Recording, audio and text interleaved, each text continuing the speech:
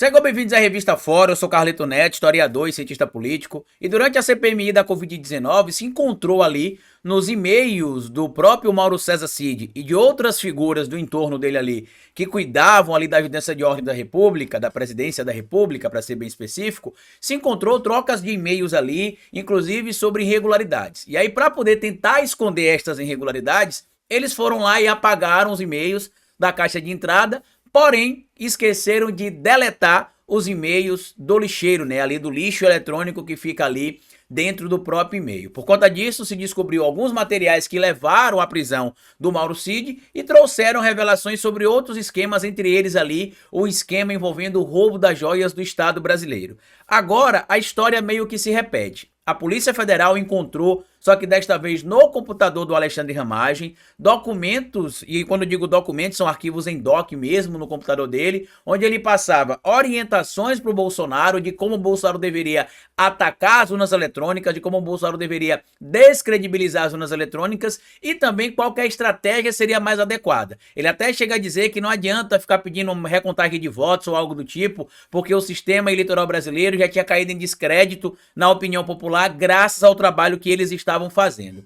E aí aqui na Revista Fora tem um material extremamente importante que está publicado aqui e assinado pelo Ivan Longo, que traz o seguinte: PF flagra orientações golpistas a Bolsonaro no e-mail de Ramagem. E aí ele também recomenda ao Bolsonaro que o Bolsonaro, como alguém que sabe como funciona o poder, como alguém que sabe como funciona o jogo político, que o Bolsonaro utilize ali uma conduta mais belicosa, tente criar, traduzindo em uma linguagem bem direta, confusão, problema na discussão de pautas públicas. Por quê? Porque como o Bolsonaro tinha uma legião de apoiadores e que já estava inclusive consolidado ali na base eleitoral do bolsonarismo, qual que seria a opinião daquele eleitorado sobre as urnas eletrônicas e sobre qual deveria ser a conduta barra postura do Bolsonaro, o que o Ramagem pedia é que o Bolsonaro continuasse alimentando aquilo que a gente chama de gado. E aí segue o material. Ex-diretor da ABIN, investigado por esquema de espionagem, que tinha documentos com sugestões de ataques ao sistema eleitoral brasileiro. Para quem não sabe o que aconteceu, o Ramagem prestou depoimento na semana passada na Polícia Federal, respondeu cerca de 130 perguntas, né? Muitas perguntas, ficou, se não me falha a memória, cerca de 7 horas respondendo as perguntas da Polícia Federal, e muita gente na época questionou, né? Como é que o Ramagem ficou esse tempo todo respondendo essas perguntas, se o que já se sabe ali já foi tornado público? E na época, eu disse inclusive, tanto aqui na Revista Fórum, na minha análise, no Carlito Neto na Fórum, quanto lá na live da Revista Fórum, no Fórum 11:30, com o Rovai e com o Adri, que a gente poderia não ter informações especificamente ainda, que a própria Polícia Federal já teria. E agora a gente já sabe que a Polícia Federal tinha sim documentos, né, que mostravam ali as orientações do Ramagem para o Bolsonaro, e traz aqui inclusive um trecho do que estaria escrito naquele documento.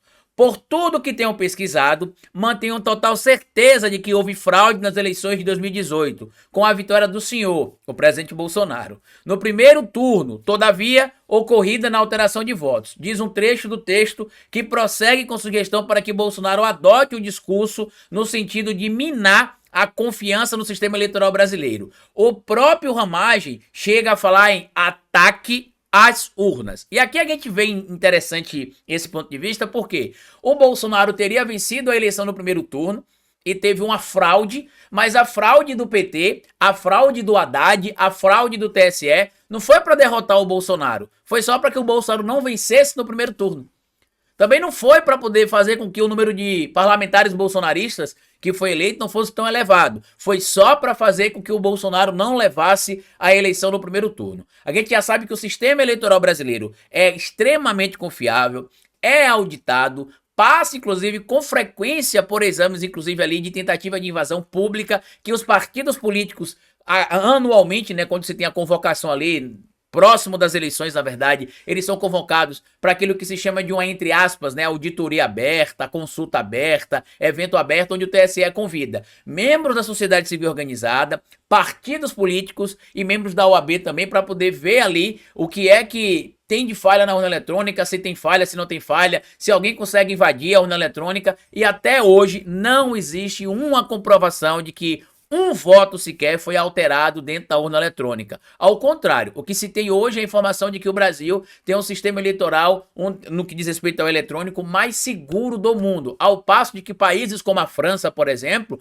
em 2022 visitou o Brasil, se não me falha a memória, em abril, teve ali os representantes do órgão que cuida das eleições na França, para poder levar, melhor dizendo, lá para a França, um modelo eleitoral similar ao do Brasil, ou igual ao do Brasil no que diz respeito ao sistema eletrônico. Na França tem, inclusive, urnas eletrônicas, só que é um percentual muito pequeno, e eles querem massificar as eleições a cada ano no que diz respeito ao número de votos por urna eletrônica, porque a apuração é mais rápida. O Brasil, por exemplo, você tem as eleições que se encerra ali por volta das 18 horas, e no mesmo dia, cerca de 3 horas depois, você já sabe quem são os deputados eleitos, se for eleições gerais, os deputados eleitos, os senadores eleitos, você sabe quem são os governadores eleitos, você sabe também quem é o presidente ou a presidenta eleitos. Tudo isso no mesmo dia. Mas o Ramagem, sabendo que o gado bolsonarista gosta ali de acreditar na tese de que o Bolsonaro ganhou a eleição, mas foi roubado, ele segue dizendo o seguinte: ó, o argumento na anulação de votos não teria esse alcance todo, ou seja,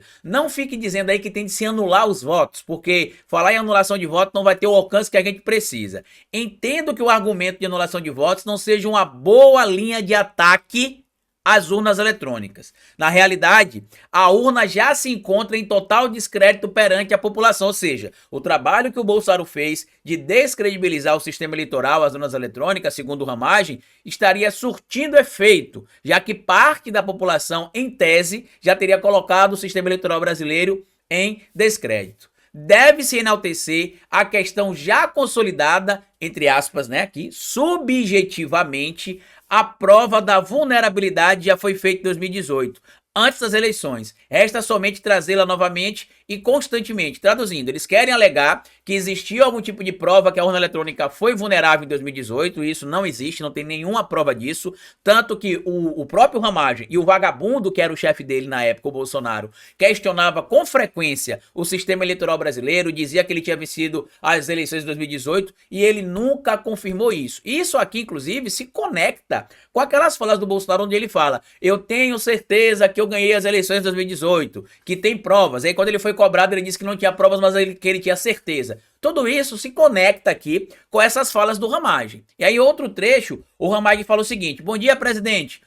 O senhor, mais do que ninguém, conhece o sistema e sabe que não houve apenas quebra de paradigma na sua eleição, mas ruptura no esquema dos poderes. Detalhe, você tem um vagabundo corrupto eleito para o cargo de maior importância do nosso país, no que diz respeito ao poder, né, que é o cargo de presidente da república, o chefe da nação. Você tem envolvimento de um diretor da ABIN para poder ajudar a camuflar o filho bandido do Bolsonaro de esquemas envolvendo ali, inclusive, atos de corrupção, utilizando o aparato do Estado, a estrutura do Estado para proteger os filhos criminosos do Bolsonaro, algo que, inclusive, já tinha sido denunciado pelo Sérgio Moro e também pelo ex-aliado político do Bolsonaro, o Wilson Witzel, que disse: a república gira em torno da proteção do filho do presidente, o senhor Flávio Bolsonaro. E quando a gente lê e escuta tudo que a gente está escutando e lendo aqui, né, a gente consegue entender que isso é verdade.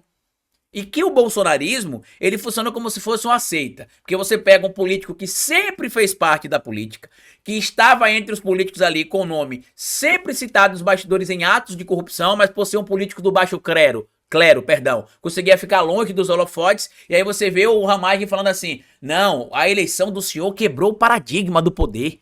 O senhor é alguém que é fora do poder. O senhor é alguém que... ele só falou que era um outsider, né? Só faltou falar que o Bolsonaro tinha vindo de fora da política. E aí ele segue falando aqui, ó: nenhuma crise conseguiu enfraquecer a sua base e não aparenta haver político à altura de vencê-lo em 2022. Portanto, parece que a batalha será maior, será agora, requerendo atitude belicosa como estratégia. Ou seja, o Ramagem disse que não adianta o Bolsonaro ficar querendo discutir democraticamente, educadamente, que a batalha teria de ser no campo realmente da briga, no campo da belicosidade, no campo da ofensa, no campo da mediocridade intelectual, que é o que o Bolsonaro habita, e a gente sabe disso.